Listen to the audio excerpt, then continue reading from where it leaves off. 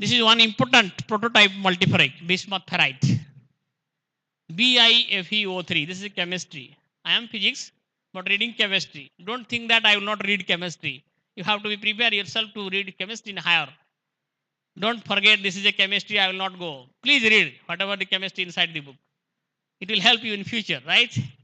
Don't. This is chemistry people will read. No, this is for all now. Interdisciplinary. Also, you have to read biology. Remember, biophysics is there in one. I'll finish it, sir. 2 minutes. 2 minutes. I'll just show my slides. What are the things we are working? I'll come. Actually, it takes 1 hour to understand the things, all the research and other things. But half an hour I have to concise the things. Then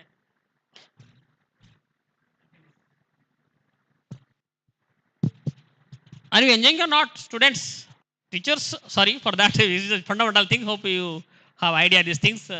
So just I'm for the students I have prepared these slides particularly because BSc students and also MSc students also these things, right?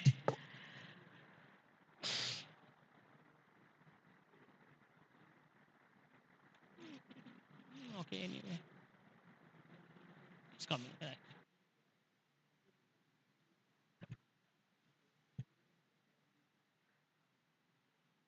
Okay, this is the see. Look at this. This is one important materials, multiferric materials, not ferroelectric. This is also shows ferroelectric property. It shows both ferroelectric and antiferromagnetic behavior. Antiferromagnetic. There are different kinds of magnetism. What? Dimagnetism, paramagnetism, ferromagnetism, and also antiferromagnetism. And there are 5 types of magnetism. Remember, ferrimagnetism, di, para, antiferro, di, para, ferro, antiferro, and ferri. There are 5 different types, not 3. 5 different types of magnetism, and each have its own property by the application of magnetic field. This is the one important multiferric materials.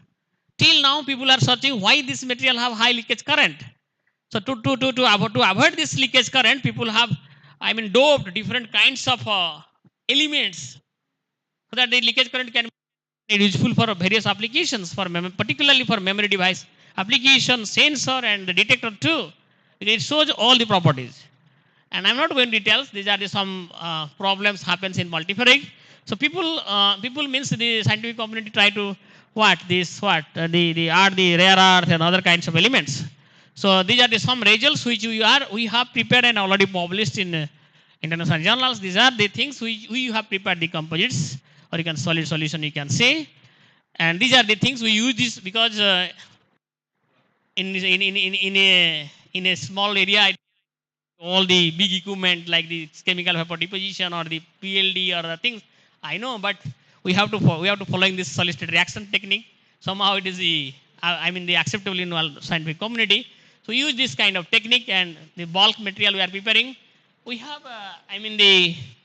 this is already our data which we have published in 2015, and this is the X-ray diffraction. We are reading the X-ray diffraction in solid state physics. X-ray and its diffraction, how it is happening in crystal structures. That is we are looking, and different crystal structures we have got in different systems from the 7 crystal system, and also we are using this impedance technique which you are reading in the +3 or +2 for electrical characterization. And I have quote one thing from wiki here. This is, look at this. How can you remember this? Which one is which? We are also using this simply technique. We are using this.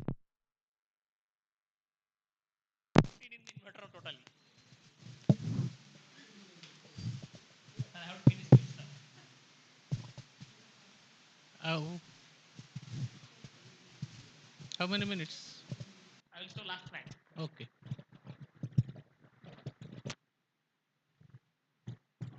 Last slide is important. I have to finish last slide.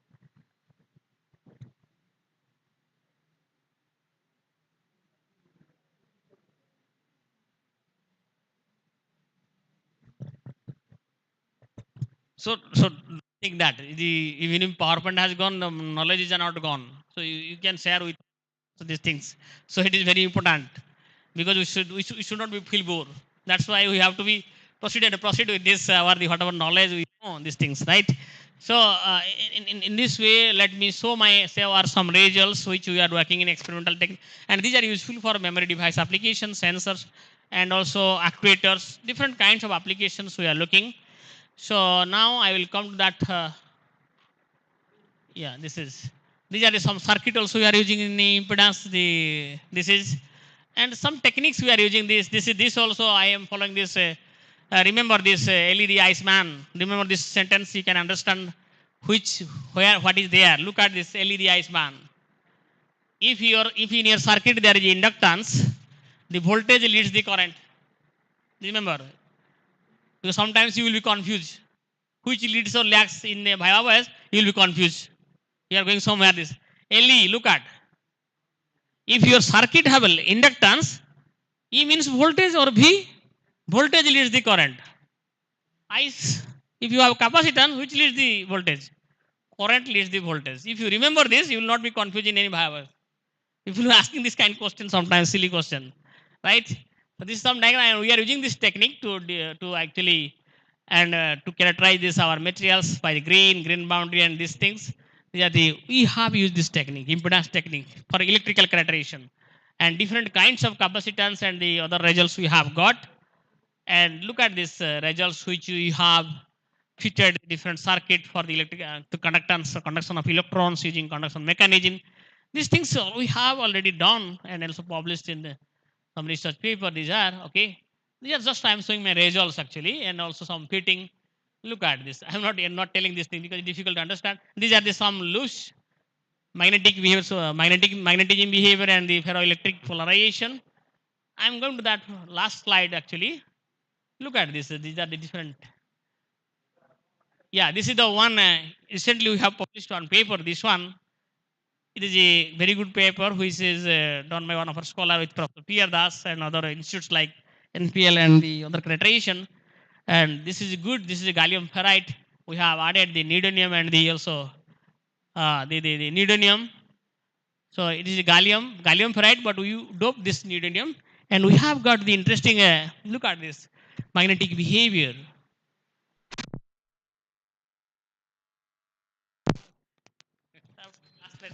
Yeah? Okay.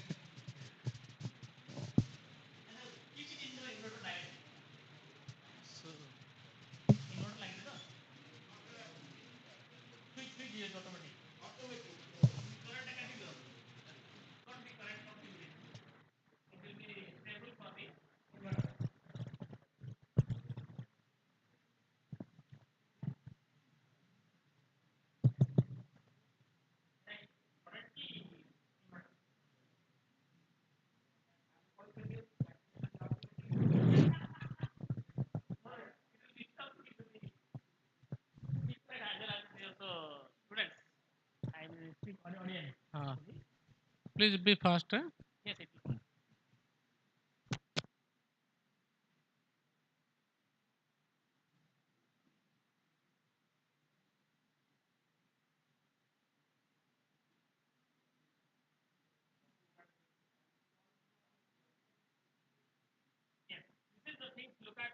we have done with the Central University Kerala and also BIT Mesra and also the NPL for different characterization because we don't have that kind of facility with for SEM and big equipment. So that's why we collaborate, and it has a very good applications for the magnetism. I mean, particularly this show the ferrimagnetic behavior, ferrimagnetic, and as well as also the showing the what. This is sorry. This is the polarization curve which you go to hysteresis loop for the electric characterization. But this material have not saturated. That's things we have here got, and also some magnetic behavior, and by the combination of both, this is very magnetic. We told that this is a one kind of impedance multiferric for different applications, and and also another thing recently also that also published. This is the thing. Look at we did in others are there, but I'm not showing. This is, and this is unpublished recently. Some kind of the circular type of loop which is lossy because of lossy material. It's showing like this, the ferroelectric loop, and also the magnetic behavior which you have got this one. And these are things actually which you have got, and best is yet to come. This is to you students. Best is yet to come. In this field, till date, people are doing tremendous research work. So if you will go somewhere, still innovative R&D and active in this area is still interesting. and challenging with bright future. So you have to prepare at room temperature for the to reduce the leakage current too. And also some recently I have collaborated with USA on little twist in our field actually. This is not simply ferroelectric, looking for this one 2D ferroelectric and multiferric materials and have the applications. 2D materials is a study given by the Prasanna Sahu, Dr. Prasanna Sahu, IIT Kharagpur. He has done tremendous work in his field, right? And this is for you. It is coming very soon. Recently, this paper is published in, look at, sorry,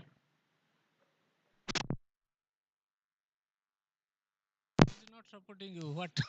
recently this paper is published in Nature Communications. So quantum memory, we can store lot of information in a single thing. So hope so the 2D material means single thing atomic layer of atoms, single thick layer of atoms, how it can store lots of information. That is quantum computer or quantum memory. This is to you, right? Thank you very much for giving me this Okay. opportunity to share my knowledge in front of the students and also the teachers and also other speakers. Thank you. Thank you, Dr. Behra, for a nice talk. He has gone down to the level so that student can understand. I saw he started with matter, state of matter, and solid, liquid, gas. We know others three, two, three also added. This is the plasma. Then B is this Bose-Einstein condensed matter. And one more, you know, this liquid crystal, we say the fourth state of matter. Then about he throw light about structure, processing, and he has to explain. He has gone down to the kitchen room, food processing, and the spices, the precursors, etc.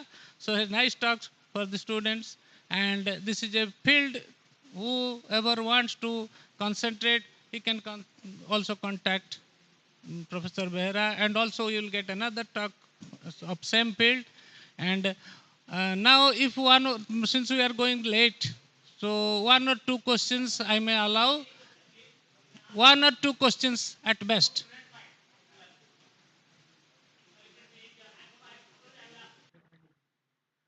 Student sides, don't hesitate to ask questions.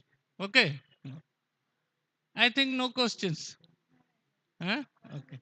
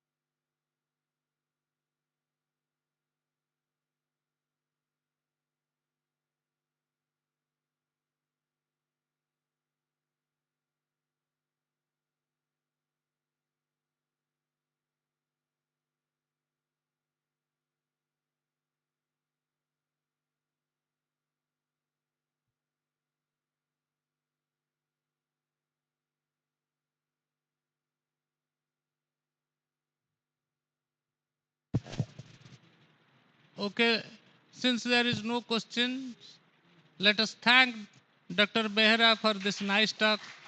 And now we'll proceed for the second talk of this session.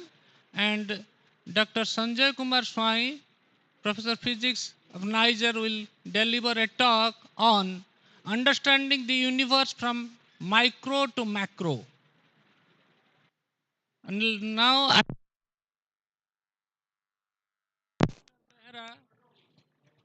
to read out the CV.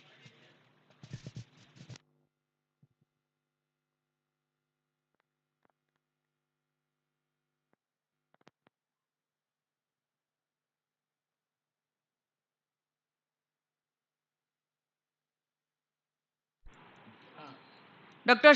Dr. Sanjay Kumar Swai completed his plus 2 and plus 3 from Kendrapada College in the year of 1993.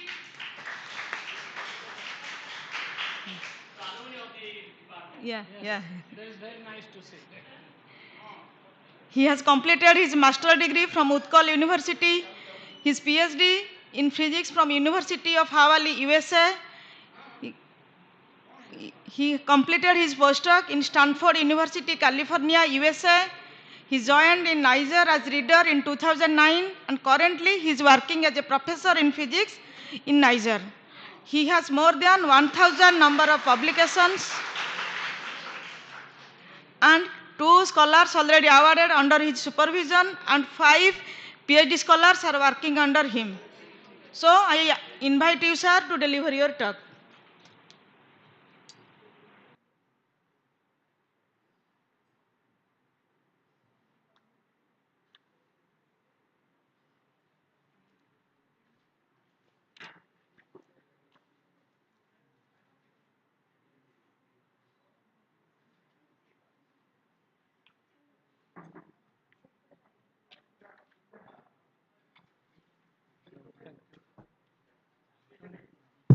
Okay, thank you for invitation. This is it's great to be here. I mean, this is the place where I learned how to stand up academically, and I think both of my kind of parents are here, like both the professors who taught me. Actually, they hold my hand.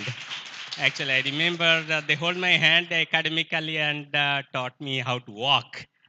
And so, I mean, both of them, they taught me classical mechanics. I was a tuition hotele, ebang antaram sir padhautele plus two throughout plus two. I was there, and very loving teachers and wonderful campus. I remember the hostel I was staying 47, 49 room number, again 60, 61. Then there was a cricket ground on the backside, I remember.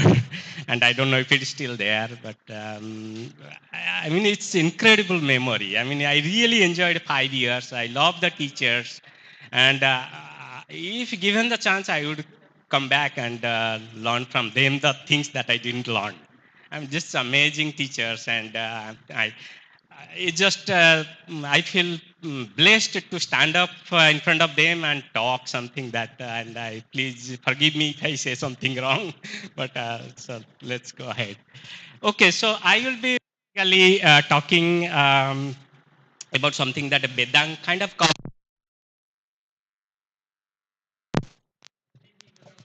yeah. So Vedant kind of covered different aspect. He must have talked about quark, gluon, plasma, creating heavy ions and colliding them. So I will talk a little bit different. So this is basically understanding the universe from micro to macro. Yeah, I just need a little bit slide to look up what to talk. Otherwise, I keep forgetting what I speak. So.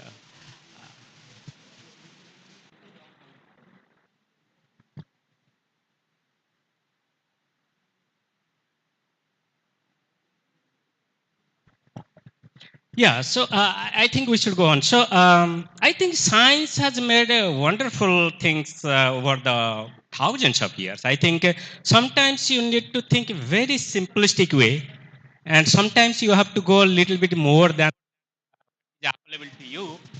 So if you remember, like thousands of years ago, people like Greek, ancient Greek people knew that the Earth is round. Even right now, if you walk out, you don't know how the earth is round, but that time people knew, because if you look at the lunar eclipse, and there is like earth comes between sun and moon, and the shadow of earth on the moon is round. So you don't need to go too far to see like the earth is round. Yeah. Similarly, there are people like Tycho Brahe. He wanted to understand the solar system, and he pointed his telescope. There was no professional telescope that time. It was his own design. He pointed towards the sky about 30 years and collected the data. And Galileo was his assistant. After he died, Tycho Brahe died. Galileo took over and analyzed data, and that's what you see the three laws of Galilean laws of Kepler's law. Sorry, the Kepler was his assistant, and that's why you see this Kepler's of motions. So it was. These are very. It takes a lot of time. Even Ray Davies wanted to get the neutrinos and waited for about 26 years. Solar neutrinos, and neutrino doesn't interact. billions of neutrinos passing by your body every second. So they don't normally interact. So in order to see them, you have to wait years after years after years. So he waited about 26 years. And the US funding agency trusted him and they kept funding him. And in the end, he could solve the solar neutrino problem. And so there are things like you really, that really makes, it's a simple way of looking at the problems and there are simple solutions. There are problems like Sir Isaac Newton, even though he had the law of gravity, F is equal to gm1 m2 over r square, but he could not publish it for 5 years because F is equal to gm1 m2 over r square is for 2 point masses. But if you use it on the earth is not a point masses, it's a big fat thing. So you need to, each part of the earth needs to be connected to the apple and you need integration there or summation. So he had to develop integration. If you know that calculus was basically developed by Newton and one of the, two people worked on and he's one of the developers. So there are ways where people actually develop new things. There are places where you can simply look at it. And there are places actually it takes a long time in the science, but eventually it gives you really fruitful results. And so we have to be patient and we have to wait. And if you want to attack some problems, if you want to really, it's always try to attack some problems and try to see like, I want to be the first. Because if I ask all of you like who was the first person to went to space, many of you would know. But if I ask you who was the second person, you would not know. So it is always important actually, can you stand up and do, you are the first one to do it. And that's very important. So having said that, what do we know about after thousands of years? What do we know about the universe? So this is what we know about the universe is 95% of the universe we don't know anything. So that is for all of you to, all of us, after us it is you, all of you to find out what is 95% of the unknown things in the universe we don't know. And out of that about 75% is dark energy, about 25% is 20% about dark matter. And then another 5% is the visible matter, which is basically planets, star, earth and gases, all these things you see, you can see it. That's called visible world. There is a lot of part you don't see it. And that's for all of you to discover, for all of us. We have been trying for decades and decades, and it will carry forward, and we'll try to understand the rest of the 95%. So what is, so that 5%, so out of the 5%, so the whole universe is still mystery. Still we tried actually last 50 years, we tried to understand and try to find out of the visible universe, what is the fundamental particle made up of? That's what we have been trying. It's called particle physics. It's like everything is made up of something that it cannot be broken any further. You take something and hammer it, and it makes it smaller. What is the smallest thing that you cannot break it any further? So after 50 years of research in theory and experiment, we know these are the only particles the whole universe, visible universe is made up of. And that is basically 6 types of quarks, and these are called the electron, muon, tau, leptons, and neutrinos, and these are the force carriers, and there is a Higgs boson. In fact, the whole universe that you see mostly is made up of only 3 particles. They make proton and neutron, and then you have electron going around, makes atoms and molecules. So the whole universe is made up of, actually most of the part is this, but there are some particles which you can either produce in laboratory or they can come from the outer space, cosmics and so on and so forth. But these are the particles, the whole visible 5% of the universe is made up of. Now, what are these right side? They are the force carriers. All of you have done classical mechanics. We say like the 2 electrons, force between them is F is equal to QE when we say. What is the QE means? This charge here, source charge produces electric field, and there is a test charge. It experiences that electric field produced by source charge, and that force is QE. So the charge of this test charge times the electric field produced by source charge. That's the QE. We don't have in quantum field theory, quantum mechanics, we don't have a concept of force. We talk about the 2 electrons kind of interact with them, the same electromagnetic force, but there is no E there. It's exchange of particles that's called force, that's photon. That's called exchanging particles. So in quantum mechanics, all the forces happens because of the exchange of particles. So two electrons, they throw photon at each other, and that's how they talk to each other, and that's how the force happens. Same way you have the strong force, there is gluons, they are strong force carrier, they are inside the nucleus, and between protons and neutrons, within protons, there are quarks. And there is just some electromagnetic weak forces. And so these are the forces we know apart from the gravitational forces, which I'm not talking about. So these forces actually, so there are fundamental particles, small particles, elementary particles, they don't have any substructure. They are the last one, as we know of right now. And then they interact with the different forces between them. And that kind of completes everything, our understanding. And that's how we understand all these particles. And this is theoretically very beautifully encoded in a theory that's called the standard model, and it's very complicated the mathematical formula. But that standard model has a problem actually. If you remember, these forces, this Higgs I was showing, Higgs was not discovered for a long time, and that is one of the basis or basic ingredient of standard model. And without that, the theory is incomplete. And that's why we try to look for about 40 years. And in 2012, we saw, and that gave that basically earned the Nobel Prize to the people who predicted this. The another thing is basically why the standard model, what we think, this standard model is very, very, we know of, that is one of the most successful theory that in the human history that we know of, and it's very successful, but they have loopholes, they have problems. The standard model only talks about 5%. What about dark matter? What about dark energy? What about the stars and galaxies? Because if all the laws of physics would have been symmetric and obeyed correctly, there would have been no you, no me, no star, no galaxy, nothing. It's just empty. There would have been during Big Bang, there would be equal number of particle, antiparticle produced. Then they will recombine, they will make lights. The whole universe will be filled with lights. But we see there are stars, there are galaxies. What happened to the early universe? We need to understand that actually.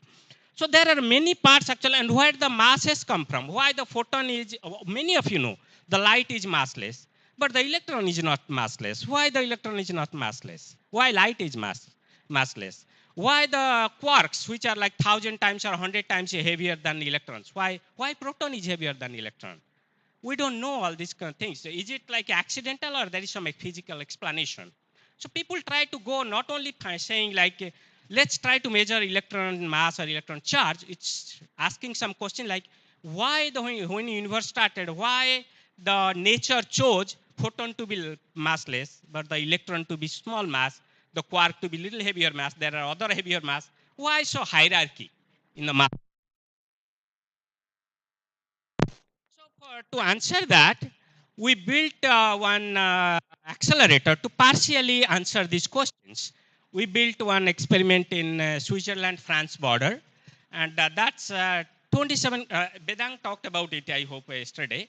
So that's 27-kilometer underground, there is a tunnel. And the tunnel, basically there are two proton beams going inside the tunnel, and we take them and collide them, and this is how the I think the aerial looks like. Yeah. So this tunnel takes the proton beams and collide them, and the proton beams travel so fast. It's it travels about 11,000 times in that 27-kilometer ring in every second, 11,000 times. So every second, it can go around the Earth about 7 times. That's how fast the proton travel. And you take them and collide them, smash them each other. So when you have two proton traveling so fast, close to speed of light, it's about 99.999 and about 79 you put, 99.999999% speed of light. That's how fast they move. You take them and hit them, they will just cross each other and then just break. It's like two balls or two rocks. It's like crush each other and smash apart, and then things would come out from that. whole idea for us was basically to catch it, what is coming out. It's like a Big Bang. It's like a Big Bang explosion. So in the so that energy when the two protons are colliding, that energy is basically 1 nanosecond after the Big Bang explosion. 1 nanosecond, you can understand. Blink of your eye, if you blink it, it's about a millisecond. I'm talking about smaller than big blink of your eye. That's how much after Big Bang, whatever the energy was, we are achieving that energy. So we are basically going back very close to the Big Bang explosion and trying to find out if we if we mimic the same collision, then if something comes out, it would have same thing would have happened at the Big Bang time also because it has same energy. So if we can find out what is happening now with that energy, we can predict actually during Big Bang time what happened. And was everything okay? Why there was a mass hierarchy? Why what happened to dark matter, dark energy? All these things can be answered. And when you go, you have to for that you have to go back to Big Bang. So this is basically going backward in time in the Big Bang and basically finding out what happened to the early universe. So there were some videos actually I really wanted to show, but sometimes the power fluctuates and. So here is the 27-kilometer you cannot see underground, but there is a, you can see kind of a loop there. And there is a, you can see there is a circle there. That's actually 27-kilometer, and that's the airport in the Switzerland.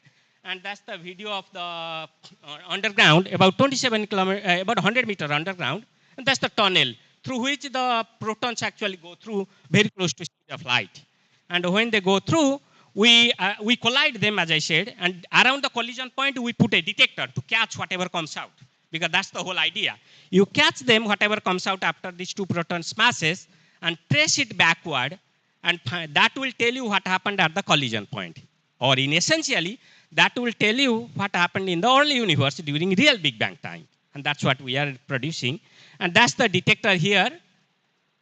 Here the detector, one of the detector, that's you can see, that's the detector I work in. That's about 3 steroid building or 4 steroid building. That's how big that detector is. And this is another version of the detector. It's open up and we close them. And this is the middle beam you can see here. In the center of that, there is a collision happens and then you close them, a cylindrical, and then 2 proton explodes. And then things come out, which I'll show you here in the next one. So what happens? This is what happens. So 2 proton collides. And they are kind of like, these 2 proton come and it explodes and you basically catch them. It's like every time the collision happens, it's like a mini Big Bang happening. This is the exactly same collision that early universe, about 1 nanosecond after the Big Bang explosion, whatever the energy, you produce same energy. So you catch them. Whatever the particles come out, because they explode, there are a lot of particles come out, you catch them and trace it back. And that will tell you what happened at the collision point. In essential, that will tell you that same must have happened in the early universe. And this is what the idea was basically. So we are basically going back in the early universe this time, which is basically about very close to 1 nanosecond after the Big Bang and very close to the original point. And we are right here. So we are just going back billions of years and finding out what happened in the early universe. One of the things that was on this not discovered was Higgs particle, and we did discover the Higgs particle. And we understand in the quantum field theory, it is the Higgs particle that was, or Higgs field, that was responsible for the what you see, like you, me, planets, all these things, what we exist. It's because of the Higgs field. If Higgs field would not have been,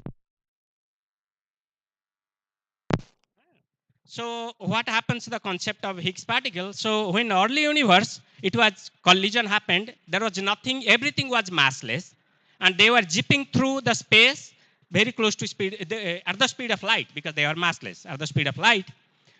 About nanosecond after explosion, Big Bang explosion, suddenly an invisible fluid appeared. And you can ask me why suddenly it appeared, I will explain later. Suddenly invisible fluid appeared, and that invisible fluid is called Higgs field.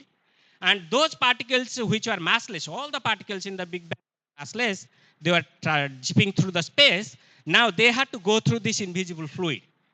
And going through invisible fluid, particle like photon, they did not feel its presence of the fluid, so they just traveled right through it and they had no mass. The particle like electron, they just interacted with them from time to time, not much interaction, they had less mass. And there are quarks which interacted a lot more times when they experience its presence a lot more than photon and electron, so that's why they were heavier. It's like you can think like if you have a swimming pool or pond, it is very easy for the fish to swim, but it's not easy for me to swim. So I feel that kind of inertia, I can feel it. And if you leave the elephant to go through water, it will be much even difficult. So this is why actually there are some particles like photons, they go through right through it, they don't feel its presence. But there are some particles, they feel its presence a little less. There are some particles, they feel a little more. Those particles, they don't feel any experience its presence. It's like photon. They are still they left as massless. But the electron kind of particles, they have little mass. Quarks, they have a lot more mass. And that's what I'm showing here in one of these video. You can see 1 nanosecond after that, the invisible fluid appeared. And I show it in the cartoonist way. And then there are some particle like a photon, it go right through it, it doesn't feel its presence. It's just so they don't know if it is there or not. So they are still massless, but quarks and other things, they go through and they feel its inertia, they feel its presence, that's how they gain its mass. The question is basically why 1 nanosecond after that suddenly that invisible, though invisible fluid still exists here right now. Whole universe is filled with invisible fluid you cannot see. But because of that, we are here. If it won't be there, the whole universe will be empty. Okay, just a fill with the lights, nothing else. So what happened to this 1 nanosecond after Big Bang? Invisible fluid came. Many of you probably little bit learned about superconductivity. You know, you cool the temperature of the metal and slowly at certain temperature, it becomes superconductivity. Then you have Bose-Einstein condensation. Suddenly it appears about 2 Kelvin or 2 minus some microkelvin or something, Bose-Einstein condensation suddenly appears, then you get Cooper pair.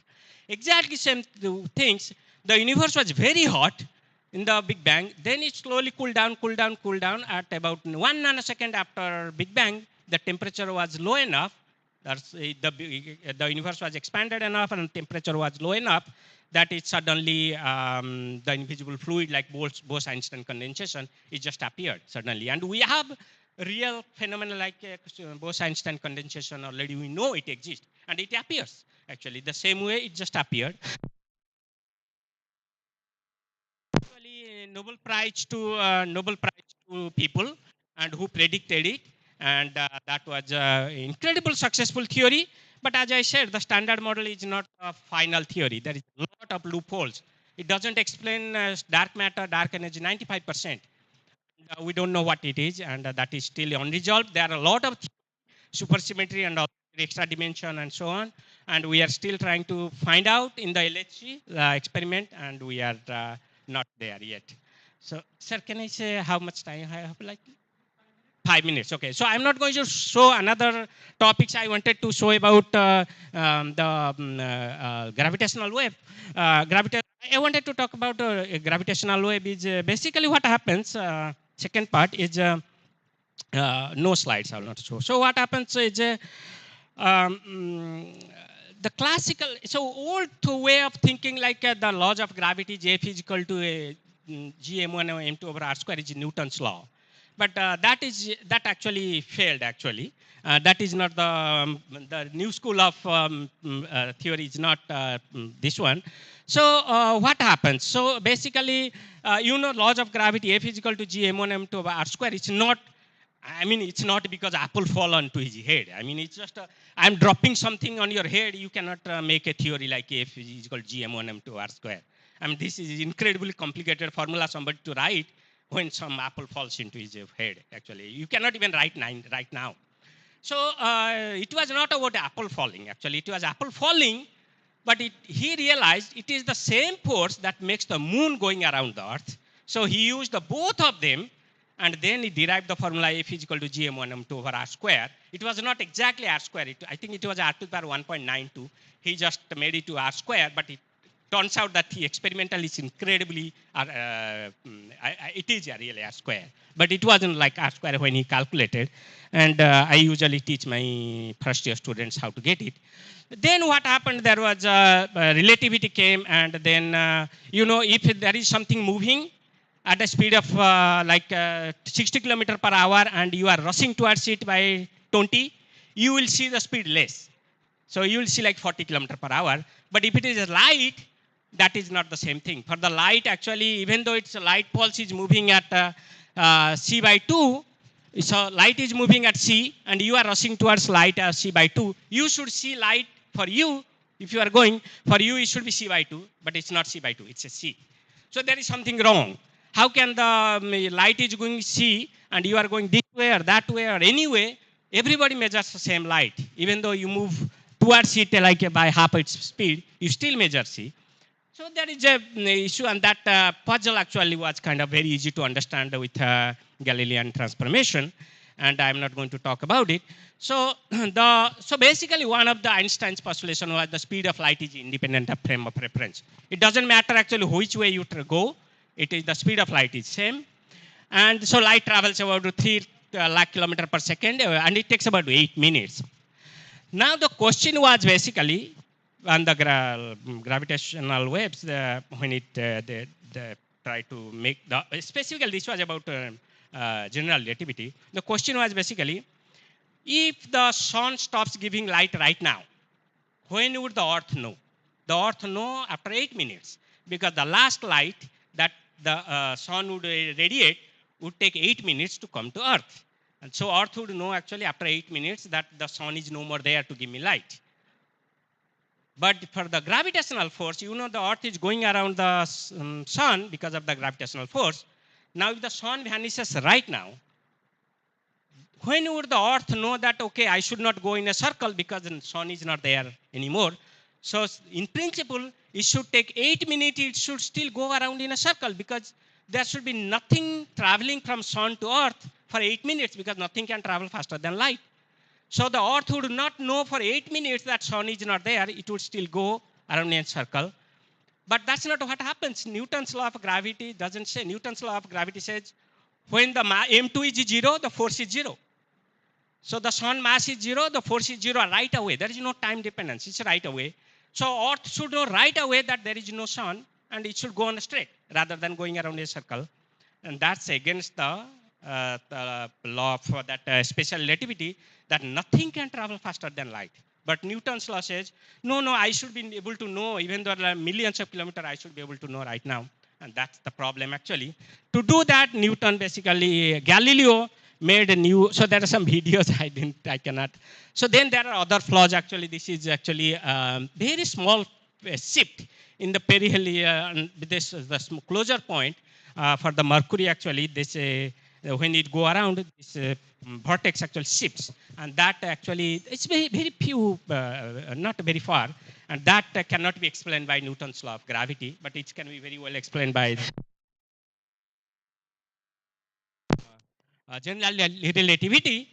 But the general relativity says also, the theory says like one of the prediction of the general relativity is basically the gravitational wave. When you have two heavy objects, they collide, they merge, then they kind of they make a bigger object, but some part of the energy kind of gets radiated as a wave. It's like a pool, like if you drop something a mass, the wave radiates out. So when you have two black holes or two heavy objects, they kind of go around and they merge at a certain point, then you'll have a wave radiating, and we are supposed to be able to catch that wave. So what the wave does, the wave actually expands the space. So in other words, if the wave goes through you and me, the distance between you and me is going to basically be a little bit increased.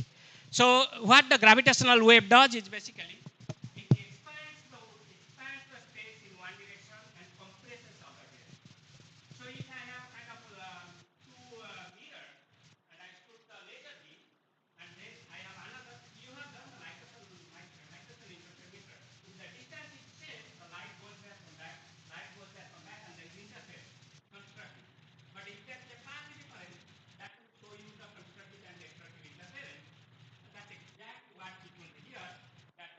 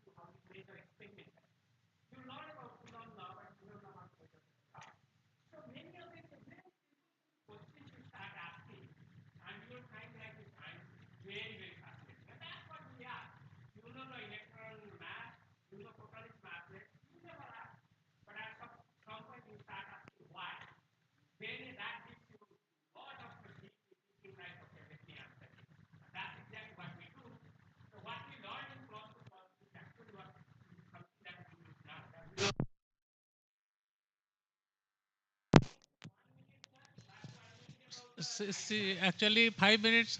I was about to allow you for another 5 minutes because see, you are alumni as chair of this session. I want to give some more time so you can interact with the students. Okay.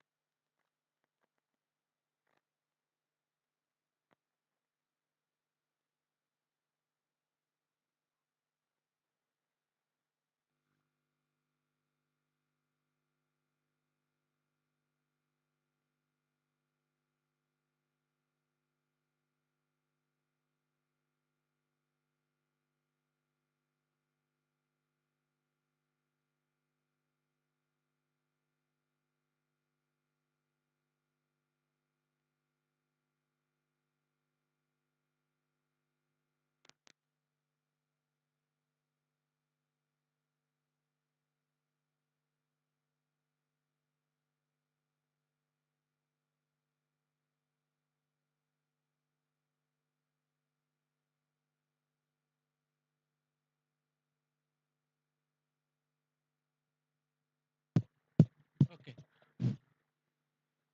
Thank you, Professor Swai. Hmm. हाँ? अरे ମୁଁ hand over କଲା ପରେ ଆରେ ଚେୟାରିଂ session ମତେ ଦେଇଛ ମୁଁ hand over କଲା ପରେ ତମେ କହିବ ମତେ ମୁଁ କହିବି ତ କହିସାରିଛି ହଁ ହଁ thanks Dr. Swai, so nice talk and it is more really it is a pleasure that he is the alumni of this institute. So it is really, I am privileged to be chairing this session of your alumni, who is also professor in Niger, and so nice talk. And he asked me time. From my side, I was thinking to more time. And one more thing, suppose the invited speakers are coming, the some students get motivated after the talk of the invited speaker. But in case of alumni, by his presence, the students are get motivated or inspired because you can be like him. So it is a real privilege for me to chairing this session for this wonderful talk. And now I thank again Dr. Swami for this nice talk and this little bit modification in this program because before the next speaker, the organizers are requested to have a felicitation of this dignitaries. So now I am handing over this to Madam Prabha to conduct this session. Thank you so much, sir. It was indeed a beautiful presentation. I could see the standing ovation of the students to welcome and felicitate a kind of teacher who was the student of this institution also. That was amazing presentation. And we have an eminent guest present with us, Dr. Rajgopal Mahanti, sir. He is a senior scientist at ONGC and former additional director.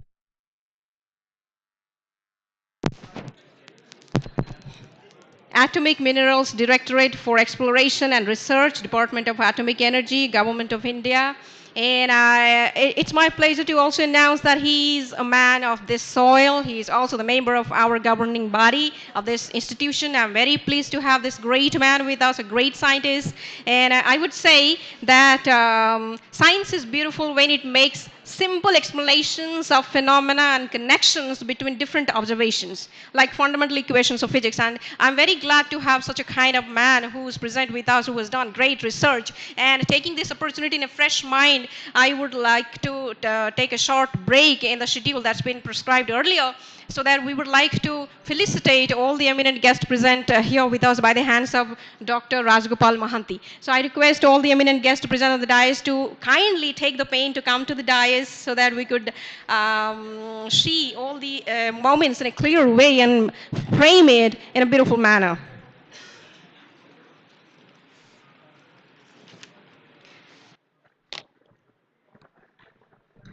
I request Professor. Yes, he has already joined the queue. Thank you very much. We would start with Professor Dr. Piyush Ranjan Das. We would like to felicitate him by the hands of Dr. Rajgopal Mahanti, our senior scientist from ONGC. I request our volunteers to present the mementos. Dr. Rajgopal Mahanti, sir, will felicitate Professor Dr. Piyush Ranjan Das. Piyush Ranjan Das, who is the chairperson of this session. He is from VSS UT Burla, who is chairing this session, a kind man and a great scientist. Now I would like to request Professor Dr. Anantaram Panda, ex-principal, SBM College, Jagat Singhpur, to felicitate Madam who was present on the dais, Professor Saubhagya Lakshmi Behera, Associate Professor, Centurion University. A great moment, indeed. Thank you very much.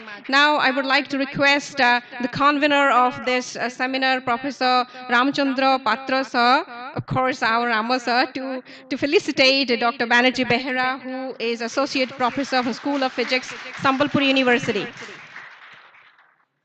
He has already presented his paper and it was amazing. I request Professor Ramachandra Patra sir to felicitate Dr. Banerjee Behera. Oh, if he's not here, we will felicitate him later on. Thank you very much. And then I would like to go ahead and I request Professor Dr. Sheikh Samsoor sir to felicitate Dr. Sanjay Kumar Swai, Professor in Physics, NISA, who just presented a very beautiful and amazing performance. That's nice. Thank you very much.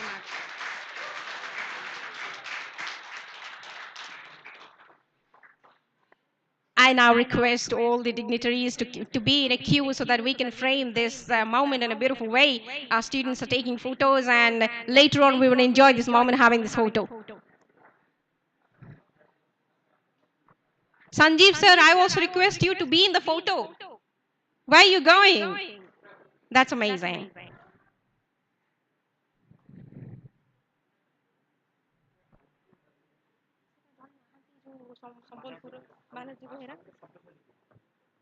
Acha, acha. Before they take their seat, I also like to request Dr.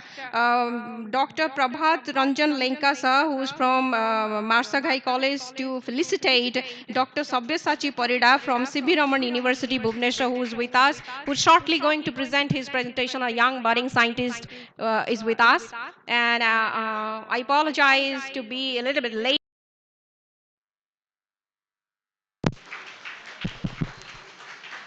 And indeed, he's been felicitated by Professor Prabhat Ranjan Lenka, who's also going to present a paper. And thank you very much for our students to frame this moment. And I now request all the dignitaries to take the seats. And also I request all the people who are present on the dais to please adorn the dais again, so that we could take forward the session to its next stage. I again would like to request Professor Dr. Piyush Ranjan Das, who was the chairperson of the seminar, to continue the program. Thank you, Madam Prabha.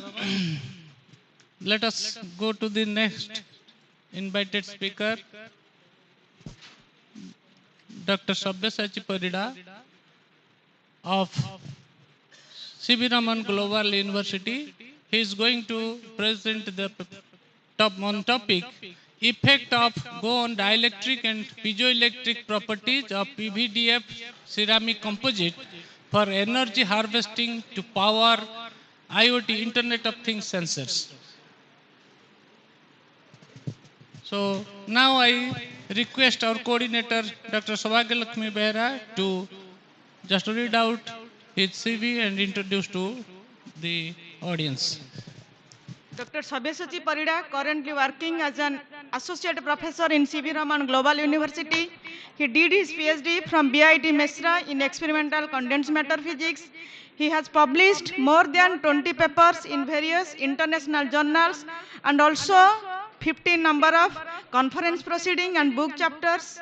One DST funded project is now ongoing under his supervision as a principal investigator. He is guiding 4 number of PhD scholars. So again, I am inviting you, sir, to deliver your talk.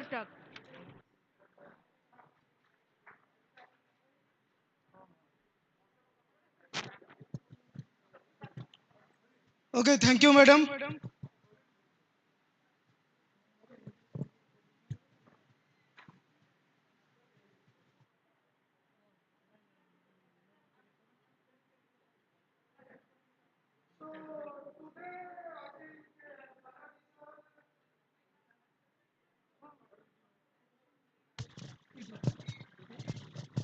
Okay, today Behra sir has already discussed about that how this material that will be used for a smart application. So, and he has given certain basic theories and fundamental how that material will become the smart. Okay, and how smartly that material we can use. Okay, so after all, nowadays we are living with all the electronic device, and all the device they are interrelated with each other either by the Bluetooth or by the internet or by some 4G network like this. Okay, so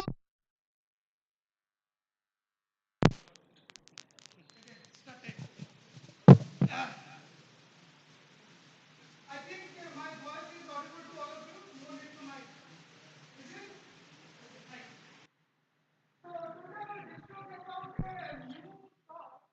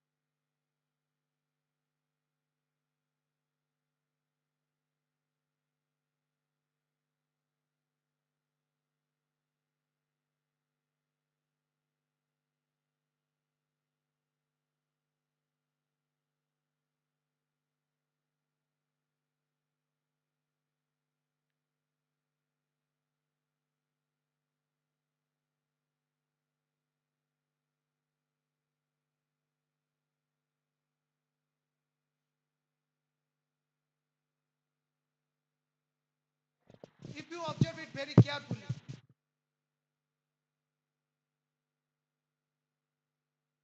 Power to run the embedded system. So whatever the electronic device, my mobile, you are using the mobile, TV, network, everything, all the electronic device, that is known as the embedded system. Okay, slide, you can refer to the slide. Okay. So, as I told you, so this is the embedded system. So this embedded system consisting of sensor, memory, processor, and some architecture. In a combine, it is known as an embedded system. Everything will be attached here. Means to run the embedded system, we definitely require a programming. For example, suppose I am just giving example. We are controlling the smart AC with a mobile. How it will be possible? We are using the app. Some application is available in the internet. We have to download.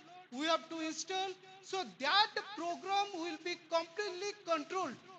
That is as per the processor. That is processor means microprocessor or microcontroller. So whatever that application we are downloading, whatever the application, that will be completely processed.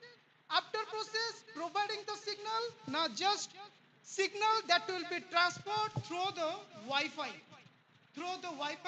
and go to the AC, and it is working. Okay, to run the embedded system, we definitely for some programming. Okay, so that's why I can say that to understand about the IoT, three things is required. One, that is material, how to make the sensor, and how to empower our that is embedded system. Another part is how to make the embedded system by taking lots of transistors, ICs, microprocessors, controllers, like this. Okay. And another part is that after developing the hardware module, how to update that module? We need some computer program. So that's why the computer science program should be involved. Otherwise, we get a problem. And another part is that something we are transferring the data through the Wi-Fi.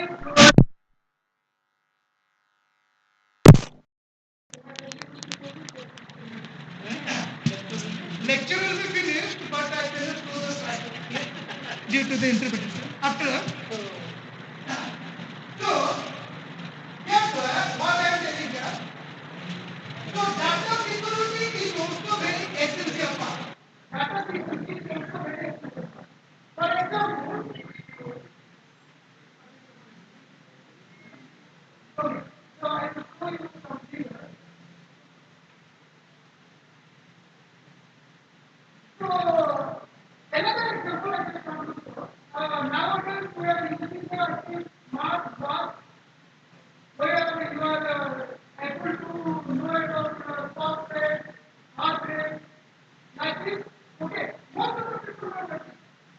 Okay, so we are taking that. So suppose we are interested in whatever the software we are getting in our smartwatch, that software should be transferred to our computer doctor. The doctor continuously tries to analyze our hardware using our book. You can refer. Oh. So this is basically what I am telling about, that is embedded, complete embedded system. That is combination of all. Okay. And embedded system we are using very previously. Whenever the IoT was not developed, embedded is already there. Okay. And these are the some example of embedded system. These are the some example of embedded system.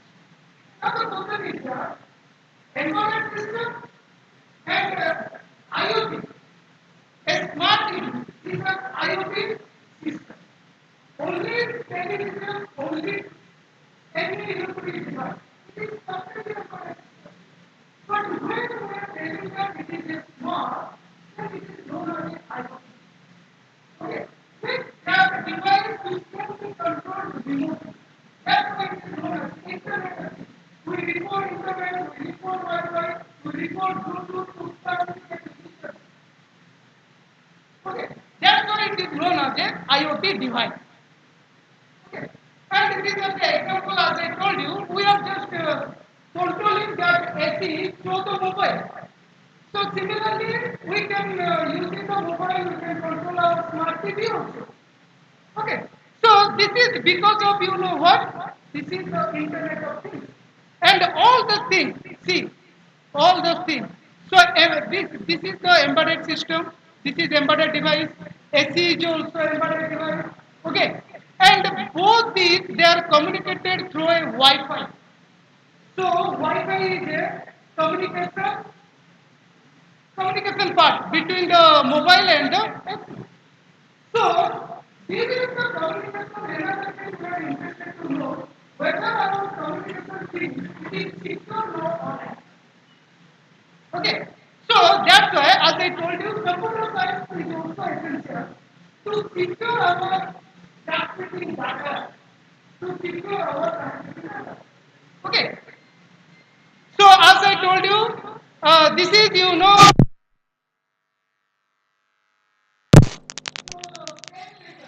So previously the best exercise it was very bigger one.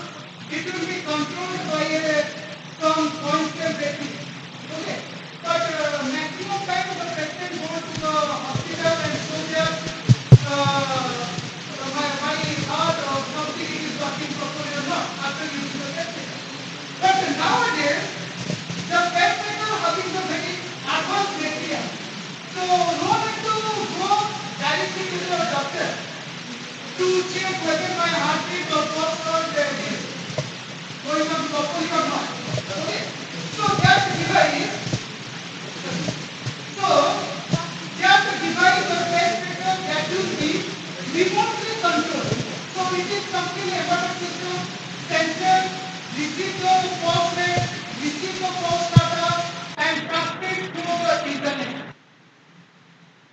So it can be, that's why it is known as the Internet of Things. And as I told you, so these are just some examples to clear about why we are telling the Internet of Things. Okay. So,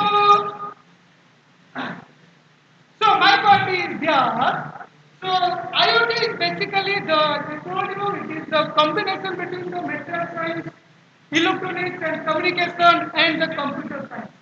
Material science people, they are interested to develop about the sensor, develop about the energy harvesting technique, how we can make our embedded system save power or the sensor to make the save power. Okay. And another is electronics or the EC department, electronics engineering. They are very much clear about how to develop a embedded system by taking lots of transistor ICs and semiconductors. And computer science people, they are providing our transmitting data secure. Whatever the data we are transmitting, whether our data is secure or not, where the data will be stored. Okay, so everything that will be controlled by the computer system can know how to store all the data. So let me tell you, in most of the cases, we are telling that digital library is available. Digital library is available. What is the library? What is this physical place? The physical place that is known as a cloud storage. Everything it is stored in a cloud. So cloud doesn't mean that cloud. Yes, it is invisible, but it is stored in such a manner that we are telling it is cloud storage. Okay, so whether our cloud storage is secure or it is completely well controlled or not, who is taking care of it? Computer science people they know how to code it, how to encrypt it, how to decrypt it, they know about it.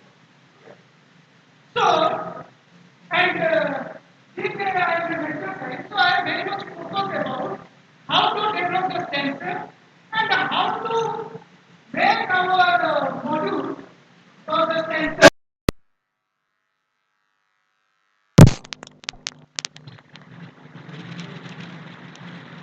So, right.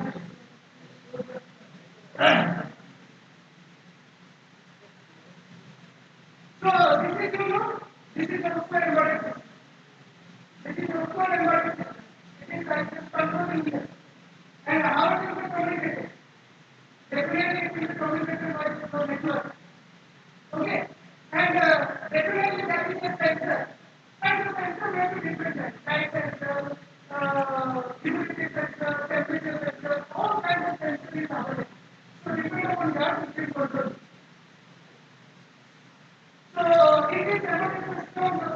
will work if it requires some power.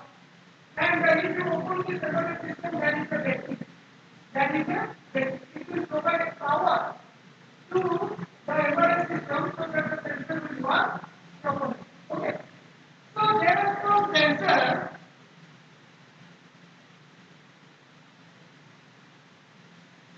Okay.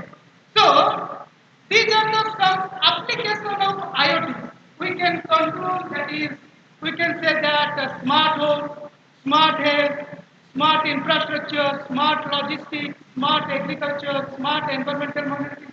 These are the lots of applications. Okay. So particularly for all these applications, we record a sensor. We record a sensor. So all kind of a sensor. Sometimes you are listening from the news here. Today temperature is 42 degrees Celsius. But what they are using, they are using the temperature sensor.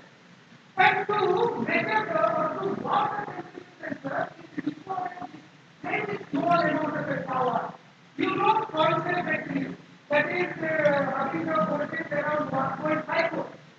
And the power if you measure, then it is just near about uh, 2 microwatt, 2 microwatt to some milliwatt. So that's the minimum amount of power which is actually using for some type of sensor.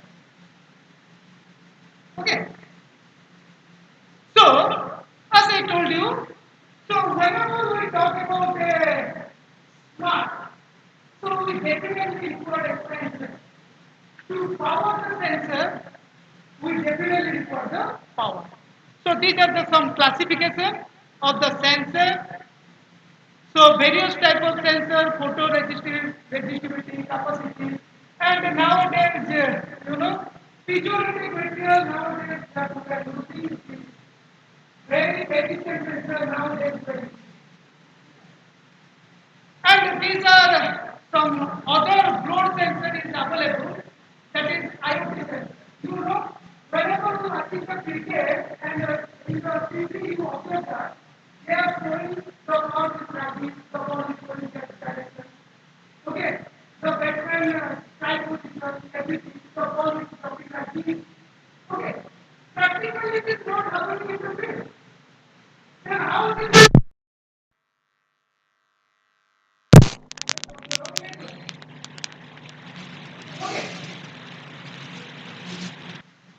So, So, for the IoT sensor, we record, as I told you, very small amount of power, starting from microwatt to milliwatt. So, all kinds of IoT sensor, it records very small amount of power. And that small amount of power, it is not necessary that we use each and every time that constant. Okay, we are in this position. So, we are able to save the battery of this embedded system. But suppose we are in a very dangerous situation like a hill station, some water, some fire area, then each and every time we cannot go there and take the battery to water station. It is not possible. Okay, so that's why people are thinking about that, how we can develop how we can develop a sensor or a material or think about like this to make our sensor save power, to make our device save power. For example, we are using basically that is ambient sources. And under the ambient sources, lots of things are coming. That is solar energy, tidal energy, everything. This is a macro scale energy harvest. Also, there slide. So these are the type of sensor, and as I told you, it is embedded system. And to power the IoT device, particularly IoT sensor which is embedded with a module that is known as IoT device. Okay. And to power the IoT device, these are the some examples how we make our device provide the power to device. These are the battery power, some electric power, electromagnetic induction power, piezoelectric power, and some electrostatic and kinetic power. These are the some power which basically provide for a to work the sensor properly. That's why million batteries, replacement would be needed every day, even if trillion of IoTs are power. Means trillion of IoTs nowadays is average. So what? So every day, that trillion of batteries were changing. So it is quite difficult and it is impossible in some of the cases. That's why people are thinking about how to save our IoT device. So to save our IoT device, these are the some possibilities. These are the some possibilities so that we can make our device or we can provide the power to the device. So out of all these possibilities, the futurity effect now is very important.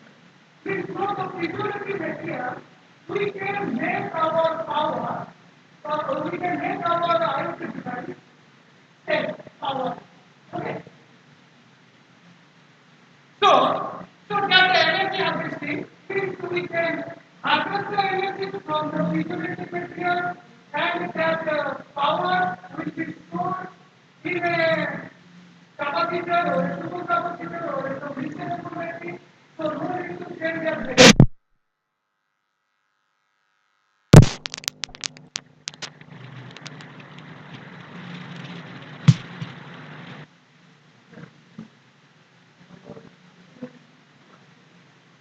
So I just want to show you some diagram in practically how much power is needed. That is called the IoT device.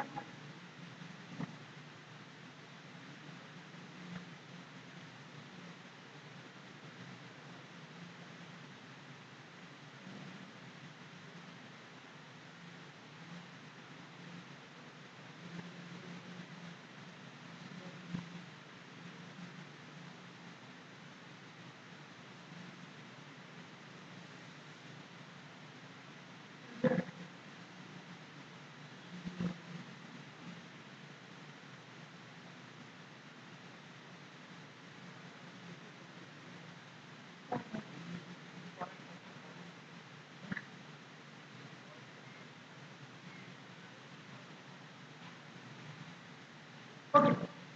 So we can say that we can self-powering our IoT device through the piezoelectric material. Through the piezoelectric material. And this is so energy will be harvested from the piezoelectric material. It is known as the energy harvesting. We are harvest the energy from the piezoelectric material. That is known as the piezoelectric energy. Okay. And in fluid cells, the energy harvesting is basically classified two types. That is the large scale, which is solar, wind, tidal, and the geothermal. And this is the small scale. Small scale means the power which is harvested is very small amount of the order of like milliwatt or microwatt. That's why we are telling it small scale power energy. Okay. And under this small scale, these are the some possibilities. By electromagnetic radiation, we can harvest the power. By mechanical energy, that is some kind of a mechanical vibration. Means I am working on the floor. So my working is also created a certain type of vibration over this floor. So the vibration that is producing in the floor, if we measure, it is just near about 2 or 2 10 or depending upon how I am working over the floor. So that vibration it is known as a mechanical vibration. So due to that mechanical vibration, the energy can also be harvested. From the mechanical vibration, we can produce the energy. You know, I am talking. So during my talking, certain kind of vibration is also there. So if we develop a device in such a manner that the vibration will be captured by the device, that will be converted into the energy. And we convert the mechanical energy to the electrical energy that is known as a piezoelectric material and the effect is known as a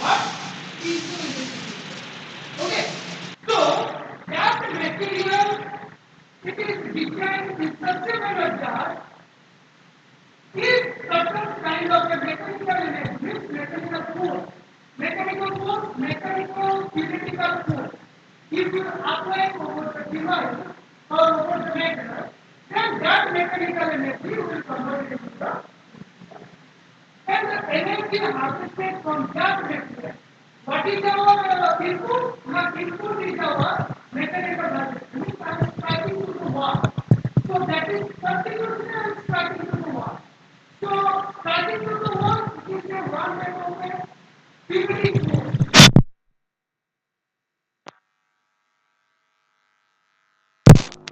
And over the wall, I place the material like impurity as a ability.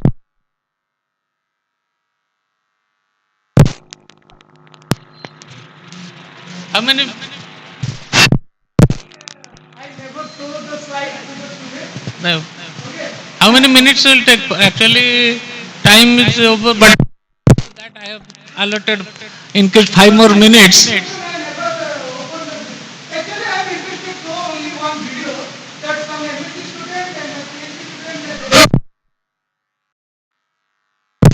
they are showing how the energy will be harvested and how it will be that energy sufficient to power their calculator, normal calculator. But I don't think I will. Let us see. Okay.